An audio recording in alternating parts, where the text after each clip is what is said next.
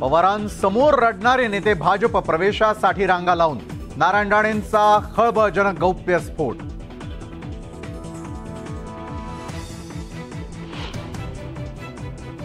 आंदोलन करणाऱ्या कार्यकर्त्यांना राष्ट्रवादीच्याच नेत्यांना धमक्या। वायबी चव्हाण सेंटर समोरून निघून जाण्यासाठी कार्यकर्त्यांवर दबाव।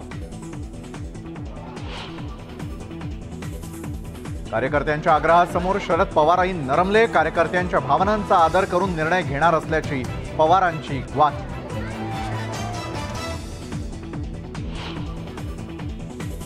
राष्ट्रवादीचे आमदार अण्णा बनसोड यांच्या वाढदिवसाच्या बॅनरवरून पक्षाचं चिन्ह आणि नेते गायब। बनसोडांबाबत वेगवेगळ्या चर्चांना उधाण।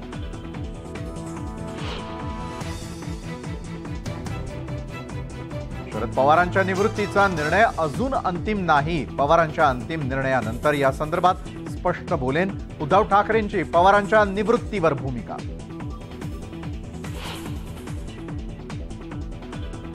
जय बजरंगबली बोलण्याच्या मोदींच्या आवाहनाला उद्धव ठाकरेंचं प्रत्युत्तर। तुमचं बळ दाखवा, बजरंगबलीचं नाव का घेता? उद्धव ठाकरेंचा मोदींना खोचक टोला।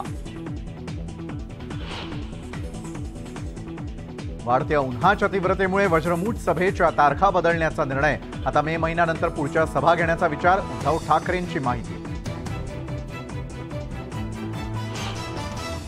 राज्याचे उपमुख्यमंत्री देवेंद्र फडणवीस बेळगाव दौऱ्यावर। बेळगाव ग्रामीण विधानसभा मतदारसंघात फडणवीसांची भव्य रॅली।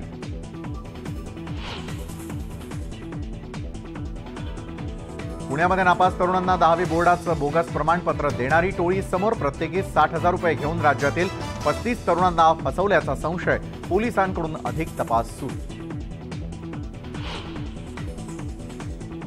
सरकारी रुग्णालयामध्ये केस पेपरवरती उपचारापूर्वी रुग्णांना विचारली जाते जात। मनमाडच्या उपजिल्हा रुग्णालयातील धक्कादायक प्रकार। आणि पुण्यामध्ये इलेक्ट्रॉनिक्सच्या दुकानामध्ये झालेल्या स्फोटाचा धक्कादायक सीसीटीव्ही समोर। स्फोटाचा एटीएस कडून तपास सुरू।